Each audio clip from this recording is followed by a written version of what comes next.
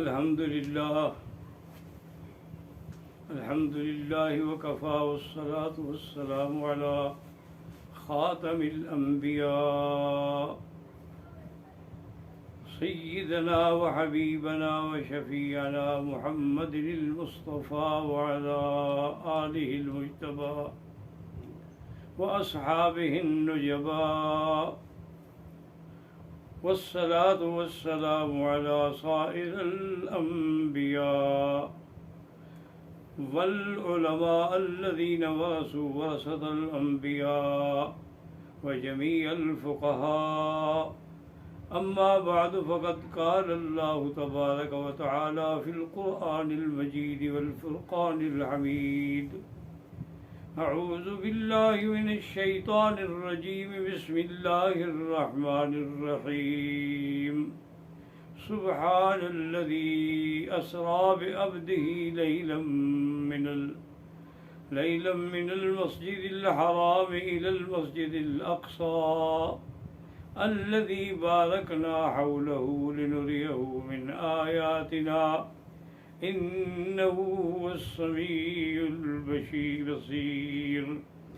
قال النبي صلى الله عليه وسلم: إن الله قسم الكلام والرؤية بين محمد وموسى عليه السلام، فكلم موسى مرتين ورعاه محمد صلى الله عليه وسلم مرتين. رواه الترمذي. یا رب صل وسلم دائما ابدا على حبیبک خیر الخلق كلهم، هو الحبیب الذی ترجى شفاعته لكل حول من الاحوال مقتحم. مولاي صل وسلم دائما ابدا على حبيبك خير الخلق كلهم، فاق النبيين في خلق وخلق لا يدانوه في الحلم والكرم. برادران اسلام، الحمدللہ سابقہ دروس میں بھی اور آج کے درس میں بھی ہم قصہ معراج کا ذکر کر رہے ہیں، چونکہ یہ عظیم معجزہ ہے حضور صلی اللہ علیہ وسلم. آپ کو تقریباً میں جیسے سابقہ درس میں عرض کیا تھا کہ 3000 کے قریب معجزات ملے ہیں، لیکن ان سب میں افضل اعلیٰ اعظم جو ہیں وہ قرآن پاک ہے، اور اس کے بعد معراج ہے، اور پھر شق صدر ہے اور شق قمر ہے. یہ عظیم معجزات ہیں، کیونکہ اگر آپ دیکھیں گے قرآن پاک کی آیات میں غور کریں، معراج تو ہر نبی کو ہوا ہے، لیکن مثلا حضرت نوح علیہ السلام کو اس طوفان کے زمانے میں معراج ہوا. اسی طریقے سے سیدنا ابراہیم الخلیل علیہ السلام کو آگ میں معراج ہوا. جب آپ سے پوچھا گیا تھا کہ ایو ایام انعم عندک، آپ کے ہاں سب سے اچھے دن آپ کے کون سے گزرے؟ فرمایا جب میں آگ میں تھا وہ میرے سب سے اچھے دن تھے، کیونکہ میرا کھانا پینا بھی جنت سے تھا اور میرا لباس بھی جنت سے تھا، اور میں اس انداز میں محفوظ تھا کہ اللہ نے میرے لیے خود خطاب فرمایا تھا بغیر ملائکہ کے واسطہ کے کہ قلنا یا نار کونی بردا وسلاما علی ابراہیم. تو میرے لیے سب سے اچھا وہ تھا. اسی لیے حضرت یونس علیہ السلام کا معراج جو ہے علماء نے لکھا ہے کہ آپ کو مچھلی کے پیٹ میں ہوا.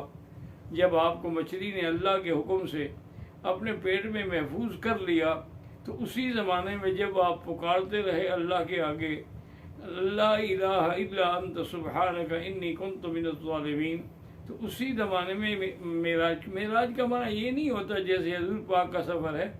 معراج کا معنی تو رؤیت ہی ہوتی ہے، جیسے کہ ان تعبد اللہ کأنک تراہ، تم نماز پڑھو ایسی حالت میں جو ہے خدا کو دیکھ رہے ہو. اور آدمی خدا کو تو نہیں دیکھ رہا ہوتا، فَإِن لَمْ تَكُنْ تَرَاهُ فَإِنَّهُ يَرَاكَ، وہ تو آپ کو دیکھ رہے ہیں نا. تو اس لیے مقصود ہوتا ہے کہ اخلاص کے ساتھ نماز پڑھی جائے، اخلاص کے ساتھ عبادت کی جائے. تو علماء نے لکھا کہ حضرت یعقوب علیہ السلام کا معراج جو ہے وہ یوسف علیہ السلام کی جدائی میں ہے، کہ آپ روتے روتے آپ کی آنکھیں سفید ہو گئیں. اسفا علی یوسف وابیضت عیناہ من الحزن وهو کریم. اسی طرح یوسف علیہ السلام کا معراج جو ہے وہ کنویں میں ہے کہ جب بھائیوں نے آپ کو کنویں میں ڈال دیا اور اس وقت چھوٹی سی آپ کی عمر تھی اور کوئی بھی آپ کی مدد کرنے والا نہیں تھا، تو کنارے پہ کھڑے ہو گئے. جب بھائیوں نے آپ کو کنویں میں پھینکا تو اللہ تبارک و تعالیٰ کے حکم سے حضرت موسیٰ علیہ السلام نے پوچھا تھا جبرائیل علیہ السلام سے کہ بھئی تم کتنی دیر میں آسمان سے زمین پہ آ جاتے ہو؟ اس نے کہا آپ یہی اندازہ کر لیں کہ جب یوسف علیہ السلام کو کنویں میں ڈالا گیا تو وہ کنویں کے کنارے سے پانی پہ نہیں پہنچے، میں پہلے پہنچ گیا. اللہ نے حکم دیا کہ میرے یوسف کو اٹھا لو، اس کو تکلیف کوئی نہ پہنچے. اور پھر خدا کی قدرت دیکھیں نا، وہاں کو جنگل کا کنواں تھا، کوئی آبادی کا کنواں نہیں تھا، لیکن پھر فوراً ایک قافلہ بھی آ گیا. قافلے والوں کو پانی کی ضرورت ہوتی ہے، وہ آئے تو اس نے کہا کہ اچھا، جب اس نے ڈول ڈالا تو اس نے حضرت یوسف علیہ السلام کو حکم ہوا کہ پکڑ لو اس کو، بس تمہارے نکلنے کے لیے ہم نے بھیجا ہے اس کو. اس نے دیکھا تو کہا کہ یا بشرا ھذا غلام، آؤ دیکھو کیسا حسین ترین اللہ نے غلام دنیا میں لڑکا پیدا کیا ہے. تو آپ کا معراج جو تھا وہ اسی میں تھا. اس لیے علماء نے کہا کہ حضرت موسیٰ علیہ السلام کا معراج جو ہے وہ طور سینا پہ تھا، وَكَلَّمَ اللَّهُ مُوسَىٰ تَكْلِيمًا. اور اسی طریقے سے حضرت عیسیٰ علیہ السلام کا معراج جو ہے جب یہود نے آپ کو گھیر لیا تھا اور آپ اپنے کمرے میں بیٹھے ہوئے تھے چند ساتھیوں کے ساتھ اور باہر پورے یہود آپ کے قتل کے لیے کھڑے ہوئے تھے، تو آپ نے ساتھیوں سے کہا کہ من انصاری الی اللہ، میرا اس وقت اللہ کے لیے مدد کرنے والے کون ہیں؟ تو وہ ایک معراج تھا کہ اللہ پاک نے فوراً آپ کی شکل کسی اور پہ ڈال دی، اس کو نکال دی اور حضرت عیسیٰ علیہ السلام بچ گئے. تو یہ بھی ایک معراج تھا. تو تمام انبیاء کو بہرحال معراج جو ہے وہ زمین پہ ہوئے ہیں، لیکن آسمان پر اور عرش کے قریب تک کا جو معراج ہے وہ صرف حضور صلی اللہ علیہ وسلم کا ہے اور کسی کا معراج نہیں ہے. اور معراج کا لفظ جو ہے اس کے بارے میں علماء نے 3 توجیحات لکھی ہیں. ایک تو معراج کا لفظ عروج سے ہے، کسی اوپر کی اونچی جگہ پہ جانا، اور ایک معراج کا معنی یہ بھی کیا گیا ہے، ایک روایت میں ہے حدیث میں کہ حضور نے فرمایا اورج بی، یعنی مجھے ایک جگہ سے دوسری جگہ منتقل کر دیا گیا. تو اس وجہ سے بھی اس قصے کو معراج کہہ دیا گیا کہ حضور نے فرمایا تھا لفظ اورج بی، تو اس لیے یہ معراج ہے. اور بعض علماء نے اس کی تیسری وجہ بھی لکھی ہے کہ معراج اس کو اس لیے کہتے ہیں کہ یہ جنت کی ایک سیڑھی کا نام تھا کہ اس پر حضور کھڑے ہوئے اور بس آسمانوں تک چلے گئے. اب دیکھیں نا، ہم حتیم میں آپ کو لٹا کے آپ کا سینہ مبارک باقاعدہ شق صدر ہے، یہ شرح صدر نہیں ہے، حقیقتاً سینہ کھولا گیا. اس لیے صحابہ کہتے ہیں کہ حضور کی وہ سلائی کے داغ جو تھے وہ بھی سینے پر موجود تھے، اللہ تبارک و تعالیٰ نے جو فرشتوں کے حکم سے. اور یہ کیوں کھولا گیا کہ آپ نے آگے جو سفر کرنے تھے نا جی، اس میں کئی قرات تھے، قرۂ زمحریر تھا، کئی قرے، ان سب سے گزرنا تھا، تو اس کے لیے استعداد پیدا ہو جائے حضور صلی اللہ علیہ وسلم. اسی لیے اس کو دیکھ کے پھر آپ کی مدح میں کہا گیا کہ فاق النبیین فی خلق و خلق ولا یدانوہ فی العلم. اور کیسے کوئی مقابلہ کر سکتا ہے کہ جب جنت سے سارے علم منگوا کے آپ کا سینہ بھر دیا گیا اور اسی وقت وہ ٹھیک بھی ہو گیا. اور یہاں ایک بڑا عجیب واقعہ بھی لکھا علماء نے کہ جبریل علیہ السلام جو لائے تو حدیث میں باقاعدہ لفظ ہیں تستن من ذہب، سونے کا وہ تھال تھا. تو نے کہا کہ سونے کا استعمال تو حرام ہے، سونے کا استعمال کیسے کیا گیا حضور کے لیے؟ تو علماء نے جواب لکھا کہ وہ تو دنیا والوں کے لیے حرام ہے، جنت کا سونا تو حرام نہیں ہے. وہاں تو سارے جنتی سونا پہنیں گے، وہاں تو سارے جنتی جو ہے وہ چاندی بھی پہنیں گے، وہ سندس استقبال. یہاں تو ریشم بھی حرام ہے، وہاں سارے استعمال کریں گے کیونکہ وہاں کے احکام الگ ہیں اور یہاں کے احکام الگ ہیں. اور دوسرا یہ ہے کہ جبریل علیہ السلام جب آئے تھے تو وہ تھال بھی وہاں سے آیا اور ساری چیزیں وہاں سے آئیں، لیکن پانی آپ نے زمزم کا بھرا ہے. اس لیے علماء نے لکھا ہے کہ زمزم کا پانی جو ہے افضل من ماء الجنہ من ماء الکوثر، جنت کے پانی سے اور حوض کوثر سے بھی افضل ہے. کیونکہ اگر وہ پانی افضل ہوتا تو جبریل علیہ السلام کو تھک تو نہ جاتے، باقی چیزیں لے آئے تھے تو پانی بھی لے آتے، لیکن نہ لے آنا جو ہے یہ دلیل ہے کہ افضل ہے زمزم. زمزم جو ہے وہ کسی اور پانی کا کوئی مقابلہ اس سے نہیں کر سکتا ہے. حتیٰ کہ آپ حیران ہوں گے کہ یہاں جدے میں ایک بہت بڑے ڈاکٹر تھے، وہ ہارٹ کے سرجن تھے، تو انہوں نے خود اپنا واقعہ لکھا ہے کہ میں نے کسی کو بتایا نہیں، چونکہ اگر میں کسی کو بتاتا تو میرے خلاف کارروائی ہو سکتی تھی، چونکہ پانی وغیرہ ہر چیز سارے آلات باہر سے آتے ہیں اور پیک آتے ہیں، وہ جب آپریشن کا وقت ہو تو اسی وقت ہی کھولے جاتے ہیں، اور کوئی پانی استعمال کرنا قانونی طور پہ میڈیکل لاز میں جرم ہے۔ لیکن انہوں نے کہا کہ میں نے 3 آپریشن کیے ہیں زمزم کے پانی سے، وہ میں پانی الگ رکھ لیتا تھا، زمزم کے پانی سے دل دھو دیتا تھا۔ وہ کہتے ہیں خدا کی قسم میری زندگی کے سب سے اچھے آپریشن وہی 3 ثابت ہوئے جن کو میں نے زمزم کے پانی استعمال کیا تھا۔ لیکن پھر میں ڈر گیا کہ لوگوں کو پتہ چل جائے گا تو پھر میرے خلاف ایک نیا مسئلہ پیدا ہو جائے گا، تو لہٰذا یہ چیزیں جو ہے نا جی اللہ تبارک و تعالیٰ کی رحمت ہے کہ اللہ نے ہمیں زمین پر زمزم دے دیا ہے۔ اور بعض علماء نے اس کی ایک اور وجہ بھی لکھی ہے، انہوں نے کہا دیکھیں جنت کا جو پانی ہے وہ تو کن سے پیدا ہوا نا، اللہ نے حکم دیا ہو جا ہو گیا۔ جنت کی تمام چیزیں جیسے ہیں، حوریں ہیں، غلمان ہیں، خدام ہیں، سارے جنت کے اپنی محلات ہیں، سارے کن سے پیدا ہوئے ہیں۔ یہ ایک پانی ہے جو کن سے پیدا نہیں ہوا۔ یہاں جبریل نے پر بھی مارا ہے اور حضرت اسماعیل نے پاؤں بھی مارے ہیں، تو ایک پیغمبر کے پاؤں لگے اور حضرت جبریل کا پر لگا ہے، پھر جا کر یہ پانی نکلا ہے۔ تو اس کے لیے اس کے افضل ہونے کی کوئی شک ہی نہیں ہے کہ تمام چیزوں سے افضل۔ اور جس چیز کو کسی پیغمبر کا ہاتھ لگ جائے نا جی اس کی شان ہی اور ہو جاتی ہے۔ اب دیکھیں نا خود قرآن میں ہے کہ وہ کلبہم باسط ذراعیہ بالوصید، کتا بیٹھا تھا اصحاب کہف کا، وہ بھی جنت میں جائے گا، صحبت جو ہو گئی۔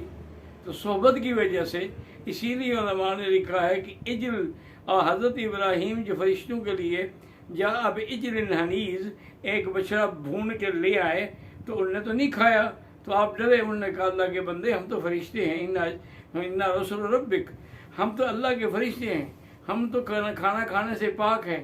تو وہ جو بچڑا ذبح کیا گیا تھا اس کو اللہ دوبارہ زندہ کر کے اس کو بھی جنت میں رکھیں گے۔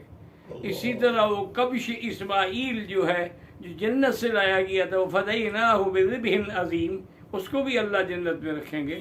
اسی طرح سے علماء نے کہا کہ ہدہد جو ہے اس کو بھی اللہ جنت میں رکھیں گے، چونکہ حضرت سلمان نے جب فرمایا کہ انی لا اری الہدہد، ہدہد نظر نہیں آ رہا، لَأُعَذِّبَنَّهُ عَذَابًا شَدِيدًا أَوْ لَأَذْبَحَنَّهُ، یا تو میں اس کو اتنا سزا دوں گا یا ذبح کر دوں گا، أَوْ لَيَأْتِيَنِّي بِسُلْطَانٍ مُبِينٍ، یا کوئی عذر کامل عذر لے کر آئے پھر میں معاف کر دوں گا۔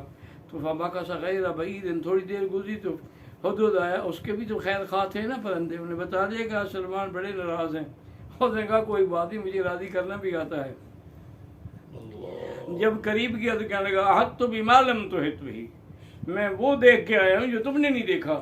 تو جب اس نے توحید کا پرچار کیا کہ پیغمبر ہونے کے بعد بھی تم عالم الغیب نہیں ہو، میں نے دیکھا ہے تم نے نہیں دیکھا ہے، اس لیے اللہ اس کو صلہ دیں گے کہ تم نے میری توحید کا اقرار پیغمبر کے سامنے کیا ہے، اس لیے اس کو بھی اللہ پاک جنت میں رکھیں گے۔ اسی لیے علماء نے کہا کہ قرآن میں جیسے نملہ کا ذکر ہے، قالت نملۃ یا ایھا النمل ادخلوا مساکنکم، کہ اس چیونٹی نے خطاب کیا کہ بھئی اپنے اپنے بلوں میں گھس جاؤ، لا یحطمنکم سلیمان وجنودہ وہم لا یشعرون، ان کو تو پتہ بھی نہیں ہوگا۔ تو اس کا معنی ہے کہ اس نے بھی توحید کا پرچار کیا کہ عالم الغیب نہیں ہوتے فرشتے، نہ پیغمبر عالم الغیب ہوتے ہیں، اگر ان کو پتہ لگے تو آمدن کیوں ماریں گے وہ، تو ہے کہ اس نے کہا وہم لا یشعرون، اس لیے ہے فتبسم ضاحکا من قولها۔ اب حضرت سلمان ہنس مسکرائے، کیا اللہ کمال تیرا نعمتوں کا بھی کمال ہے، اس کو بولنے کی توفیق دی تو مجھے سننے اور سمجھنے کی بھی توفیق عطا فرما دی۔ تو جس چیز کو کسی سے نسبت ہو جاتی ہے نا تو اس کی نسبت کا اللہ تبارک و تعالیٰ اس کو اجر عطا فرماتے ہیں۔ اب خود اندازہ کریں کہ جن صحابہ کا مقام ہے، اب دیکھیں نا کہ قیامت والے دن صحابہ کا کوئی حساب نہیں ہوگا، ان کو نسبت کے ترازو میں تولا جائے گا کہ وہ کس کے صحابی ہیں، اصحاب رسول اللہ صلی اللہ علیہ وسلم، بس اتنا نسبت ہی کافی ہے، اور کیا کرنا ہے۔ اور پھر علماء نے لکھا ہے کہ اس کی کیا وجہ ہے کہ معراج رات کو کرایا گیا، دن کو کرا دیتے، اللہ کے لیے کیا مشکل ہے۔ تو اس کی 2 وجوہات لکھی ہیں علماء نے۔ بعد میں لکھا ہے کہ دن کو اس لیے نہیں ہوا کہ دن میں ولادت ہے حضور کی، تو وہ شرف دن کو تو ولادت کا مل چکا تھا، تو اللہ نے رات کو شرف دیا معراج کا کہ دن کو بھی شرف مل جائے اور رات کو بھی شرف مل جائے۔ اور دوسری وجہ علماء نے یہ لکھی ہے کہ اگر دن میں حضور تشریف لے جاتے تو آپ کو صدیق بھی دیکھتا اور زندیق بھی دیکھتا، تو اس میں پھر فرق کیا رہتا صدیق کا اور زندیق کا؟ یہ تو کمال ہے نا کہ صدیق نے نہیں دیکھا ہے۔ ابو جہل آیا اور آگے کہنے لگا ہر سمیت ما یقول رسول اللہ، پتہ ہے تمہیں کہتے ہیں حضور کہ ہم رات بھی نہیں گزری میں معراج کر کے آیا ہوں۔ تو اس نے کہا مجھے زیادہ تقریر نہ کر، یہ بتاؤ انت سمعت من رسول اللہ صلی اللہ علیہ وسلم، تم نے سنا ہے حضور نے فرمایا؟ انہوں نے کہا ہاں۔ انہوں نے کہا صدق رسول اللہ، اگر حضور نے فرمایا تو سچ ہی فرمایا ہے۔ اس وجہ سے وہ صدیق ہو گئے اور ابو جہل نہ مانا تو وہ زندیق ہو گئے۔ حالانکہ ورنہ یہ ہے کہ ابو جہل بھی بڑا پڑھا لکھا ہے، حتیٰ کہ بعض علماء نے تو یہ لکھا ہے کہ حالت پیدا ہوا، اس کے اعزاز کے باوجود نتیجہ کیا نکلا کہ زندیق کا زندیق رہا، کہ اس میں وہ تصدیق نہ آ سکی حضور صلی اللہ علیہ وسلم کی۔ تو اس لیے ہمیشہ یاد رکھیں کہ رات کے بھیجنے میں بھی ایک حکمت ہے اور دن کو نہ بھیجنے میں بھی ایک حکمت ہے، اور سواری پر بھیجنا ہے کہ براق آپ کے لیے لایا گیا، تو براق میں جب حضور سوار ہونے لگے تو براق کو شوخی دکھائی۔ بعض علماء کہتے ہیں یہ عام بات ہے، کوئی جانور کو نئے سوار کو دیکھے دوسری کو شوخی کرتا ہے، جب تک کہ سوار اوپر بیٹھ کے اس پہ قابو نہ پا لے تو نیا سوار ہو۔ اور بعد نے کہا کہ نہیں، وہ اس وجہ سے نہیں تھی، وجہ یہ تھی کہ حضور کا جو جمال تھا، آپ کے چہرے کے جو کمالات تھے، انوار تھے، اس کو دیکھ کے وہ ششدر ہو گئی براق، تو اس لیے اس گھبرا کے طرف تو اپنے حضرت جبریل نے فرمایا کہ یا براق ما راکبکا، آج تک تم پر محمد مدنی جیسا آدمی سوار نہیں ہوا جیسے کہ آپ سوار ہو رہے ہیں، تو تم کیا شوخی کر رہے ہو؟ اچھا ہمارے بریلوی بھائی جو ہیں اللہ ان کو بھی ہدایت دے، انہوں نے براق کی شوخی سے بھی وہ جو وجد آتا ہے نا، ان کو جو جھمر کھیلتے ہیں وہ نکالے، دیکھو جی براق کو بھی وجد آ گیا تھا، یہ وہاں بھی نہیں مانتے ہیں۔ تو پھر جبریل نے روکا یا اجازت دے دی تم ناچتے چلو، تو جبریل نے روک دیا، جیسے کہ حدیث میں آتا ہے کہ حضور پہاڑ پہ کھڑے تھے، احد پہ، بعد میں ہے کہ سبیر پہ کھڑے تھے، تو پہاڑ پہ ایسے تحرک پیدا ہوا، تو حضور نے فرمایا ما علیک الا نبی و صدیق و شہیدان، کیوں کانپ رہے ہو؟ کہتے ہیں دیکھو جی وہ کانپ نہیں رہا تھا، ان وہابیوں کا پتہ، وہ تو حضور کی خوشی میں ناچ رہا تھا۔ تو میں نے کہا پھر اللہ کے نبی نے کیا کیا کہ ضربہ برجلہ، جو ناچے تم بھی اس کو پاؤں مارو جیسے پاؤں مارا، آپ نے پاؤں مارا تو اس کا وہ تھر تھرانا جو تھا وہ ختم ہو گیا۔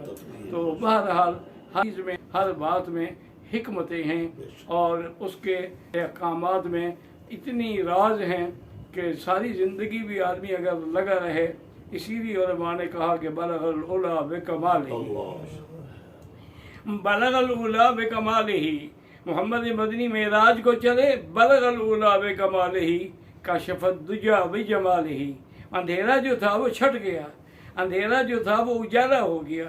حضور کے آنے سے پہلے بھی تو مکے میں اندھیرا تھا نا، من کانوا من قبل لفی ضلال مبین، تو اللہ کے نبی کے آنے سے نور آیا نا، اس لیے اس نے کہا کہ اندھیرا جو تھا اجالا ہوا، تو کشف الدجی بجمالہ، اور آپ کے تمام اقوال، تمام اعمال، تمام افعال اچھے ہی اچھے ہیں، کیسے نہ ہوں کہ وما ینطق عن الہوی ان هو الا وحی یوحی، تو حسنت جمیع خصالہ۔ اور آگے کسی شاعر نے لکھا ہے کہ چڑیوں کے سن کر چہچہے، آدم بھلا کیوں چپ رہے، لازم ہے اس کو یوں کہے صلو علیہ وآلہ، اللہم صلی علی سیدنا محمد وعلی آل سیدنا محمد وبارک وسلم۔ اللہم انت ربی لا الہ الا انت الحنان المنان، بدیع السماوات والارض، یا ذا الجلال والاکرام، یا ذا الجلال والاکرام۔ اللہم نور وجوہنا بنور الایمان، نور قلوبنا بنور العرفان، اللہم ارزقنا علوم الاحادیث والقرآن، اللہم ثبتنا علی الصراط المستقیم، اللہم اجعل خیر ایامنا آخرها، واجعل خیر اعمالنا خواتیمها، وخیر یومنا یوم نلقاک۔ ربنا آتنا فی الدنیا حسنة وفی الآخرة حسنة وقنا عذاب النار، وصلی اللہ تعالی علی خیر خلقہ سیدنا محمد وعلی آلہ واصحابہ اجمعین برحمتک یا ارحم الراحمین۔ ماشاء اللہ، جزاک اللہ۔